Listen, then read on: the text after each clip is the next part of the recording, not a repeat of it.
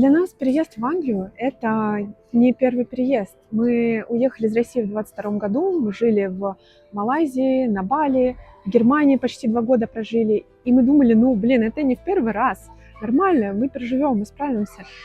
Но тем не менее, мы совершили ряд ошибок иммигрантских, которые сделали нашу жизнь очень стрессовой, стоили очень много ресурсов, денег, нервов.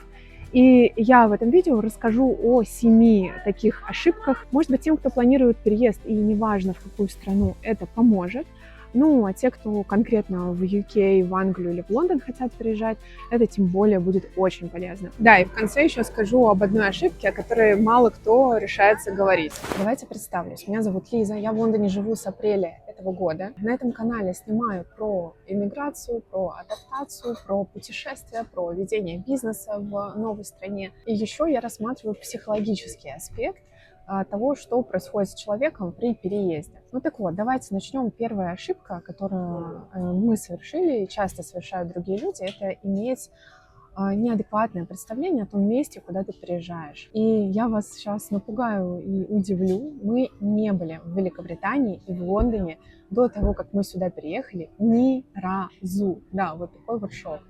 Мы знали об этой стране много из рассказов наших друзей, знакомых, из фильмов, естественно. Массовая культура пропитана знаниями о UK, какой-то информации. И поэтому у нас сложилось такое искаженное представление, особенно о Лондоне. Нам казалось, что это ужасно суетной, огромный город, где толпы людей, где будет сложно сохранить свой такой спокойный ритм жизни. До этого мы жили в Дюссельдорфе, это небольшой такой город на 600 тысяч жителей. И мы очень боялись, что мы здесь эту тишину и спокойствие потеряем, но этот страх был неоправданным. Лондон — это огромный город, действительно в центре очень много людей, и все, что рассказывают про то, что много людей, толпы, дорогой транспорт, и есть там в том числе бомжи, мигранты и так далее, это все правда, но очень многое зависит здесь от района, в котором вы живете.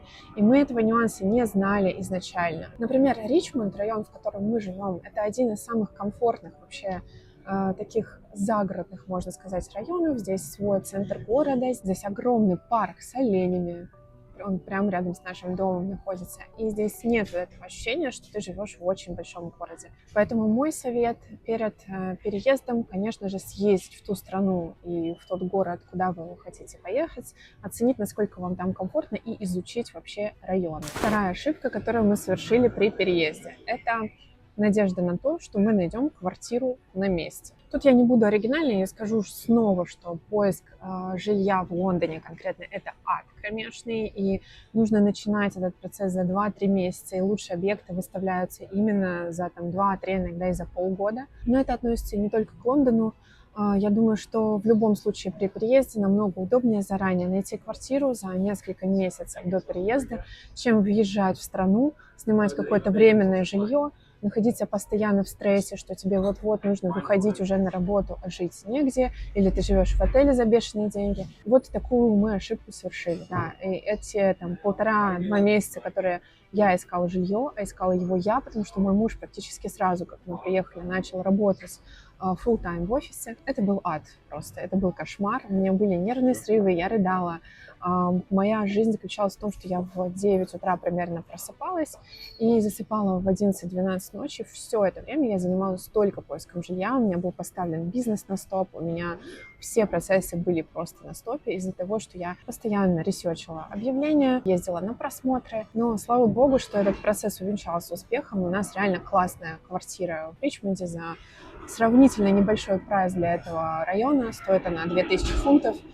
Я ее, кстати, показывала, у меня есть обзор на этом канале, можете посмотреть, оставлю здесь видео. Третья ошибка, мне кажется, ее многие совершают, особенно в контексте Великобритании. Довольно известно, что это дорогая страна, но никто не говорит, насколько. И никто, то есть, есть ощущение, что, да, это дорогая страна, но там я, как-нибудь там подужмусь, сэкономлю на чем-нибудь и смогу прожить. Но засада Великобритании и конкретно Лондона в том, что ты не понимаешь, какой процент от твоего бюджета займут вообще базовые расходы. То есть, что такое базовые расходы? Это транспорт, жилье, коммунальные платежи, налоги и так далее. Это то, от чего ты никак не можешь отказаться и на чем ты не можешь сэкономить никак.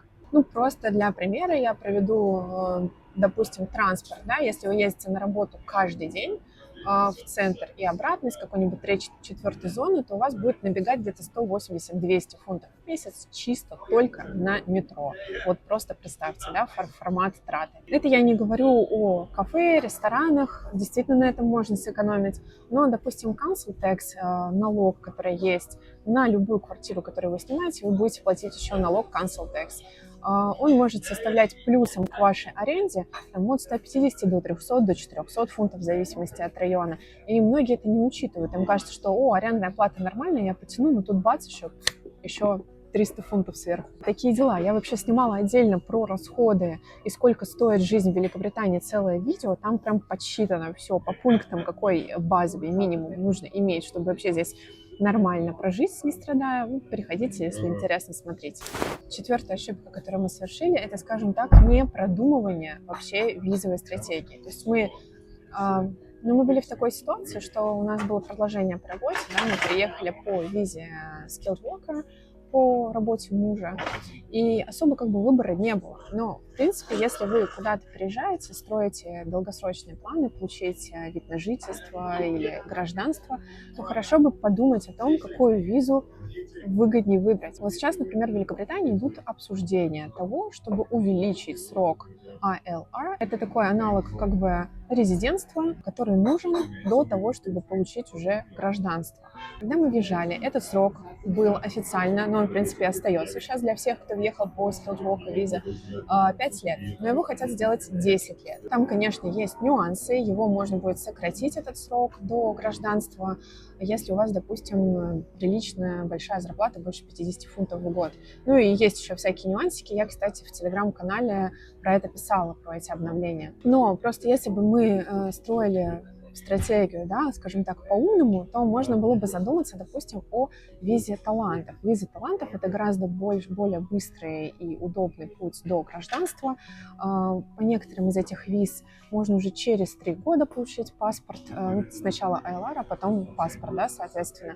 То есть здесь нужно нюансики все эти изучать перед приездом и думать о том, какие у вас вообще цели. Следующая ошибка, получается уже 5-я. Мы недооценили сложность жизни без поддержки родственников, родителей. Надо сказать, что когда мы жили в Германии у нас жили родственники, родители. И там, естественно, была помощь, мы встречались, да, мы жили в разных городах, но все равно. Здесь с апреля этого года я столкнулась с тем, что очень большая часть тех вещей, с которыми мне помогали, легла на меня, потому что мало того, что муж мой вышел в офис, да, он больше не работает дистанционно, он ездит на работу. Часть бытовых обязанностей перелегла с него на меня, плюс я полностью занимаюсь ребенком, я занимаюсь своим бизнесом, я занимаюсь своим блогом. Количество тех вещей, которые я делаю, оно реально зашкаливает. Это не в формате жалобы, это в формате того, что я недооценивала тот объем, который на меня здесь ляжет. И, может быть, я бы иначе тогда распределила бы вообще свое время и расставила бы приоритеты. И плюс, конечно, эмоциональная дистанция. То есть, естественно, можно съездить, допустим, к родственникам в Россию, но это очень дорого, особенно с билетом на ребенка. И плюс, честно говоря, мне не особо хочется туда сейчас лететь. Но я из этого состояния такой немножко эмоциональной подавленности выхожу, как обычно, сама себя, как Мюнхгаузен, вытягиваю за косичку.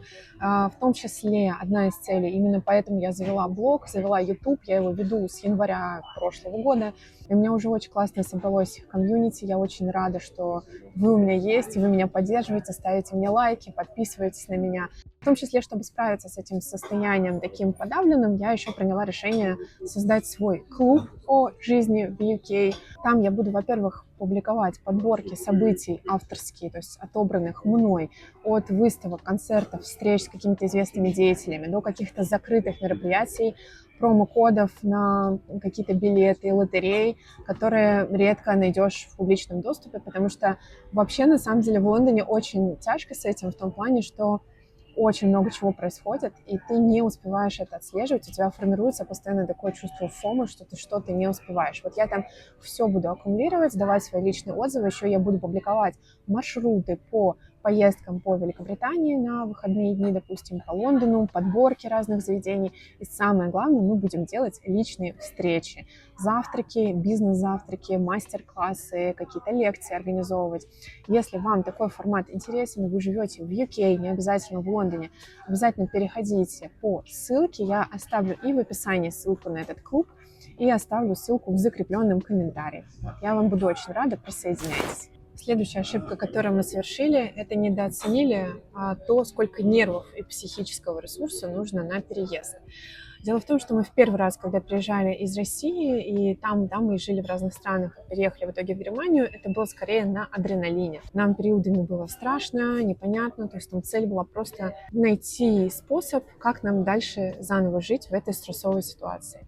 Во второй раз, когда мы уже приезжали в Великобританию, это был такой более выбор из ценностей, то есть, а зайдет ли нам эта страна, может быть, стоит попробовать. И вот мы решили попробовать. Но суть в чем, что уже этого адреналина, на котором мы ехали в первый раз, его уже не было. И оказалось, что это очень психически, психологически тяжело пытаться выстраивать вообще всю свою жизнь с нуля в новой стране без вот этого адреналина. Ну, начинаю от жилья, что я уже описала, заканчивая просто тем, что нужно теперь, выбирать, не знаю, заново, какой тебе стиральный порошок покупать, заказывать мебель и так далее. Квартира, естественно, была без мебели. Здесь часто такое бывает, что квартира при заезде без мебели. Помимо этого еще нужно устроить ребенка в школу, да, и ты делаешь кучу выборов ежедневно. Это занимает такое количество твоего психического процесса, что вот сейчас под конец года я могу сказать, что я просто вымотана. Я реально на грани. Это при всем при том, что я нахожусь в регулярной терапии с психологом. То есть если бы еще не было этой поддержки, я вообще не знаю, как бы я выжила все это. Вот, поэтому переезд, он с каждым разом по ходу переживается только тяжелее. Если вы думаете, что вы один раз переехали, а оно норм, второй, третий раз будет легче, вот у нас оказалось наоборот, видите? Кстати, если вас интересует именно, как выбрать себе страну по ценностям, да, не по климату, не по экономическому развитию, а именно по ценностям, чтобы вам в обществе было комфортно, я снимала очень классное видео про тест одного нидерландского ученого. Это научное исследование, и на нем основан тест, да, то есть ничего общего с тестиками в интернете он не имеет. Вот, приходите, посмотрите, там и ссылка на тест есть, там именно страна, да, предлагается, которая вам по ценностным ориентирам в жизни подходит. Так, ну и давайте, наверное, седьмую ошибку, это карьерные и бизнес-ожидания. Они у меня были очень завышены. Да, мы приезжали с мужем, у него все понятно с его skilled worker визой по карьере, да, он просто приехал, вышел сразу на работу. А вот что делать мне? Я думала, что я сейчас приеду, и за пару месяцев я сейчас здесь открою компанию, будут клиенты и так далее. В общем, за первые 3-4 месяца я только отошла от вообще всего процесса. Только, получается, в октябре у меня получилось открыть вообще свою компанию, свое креативное агентство маркетинговое. Мы сейчас работаем, у нас есть первые клиенты, это клево. Но это получилось далеко не так быстро. В общем, нужно понимать, что у тех, кто приезжает со своим партнером, процесс интеграции, поиск работы и реализации, он затягивается очень сильно, потому что основные бытовые вопросы ложатся на него, а не на того, кто приехал, допустим, по рабочей визе. В общем, нужно понимать, что если вы приезжаете с партнером, у вас поиск реализации своего места работы и так далее может очень сильно затянуться, и нужно иметь просто финансовую подушку, ну или надеяться в финансовом плане здесь на партнера. В общем, что я хочу сказать. Самая большая ошибка переезда, на мой взгляд, это рассчитывать на то, что страна, в которую ты переедешь, решит все твои проблемы, которые у тебя были. Не разбираться с собой, не понимать, не искать, не определять свои ценности, чего ты хочешь от жизни.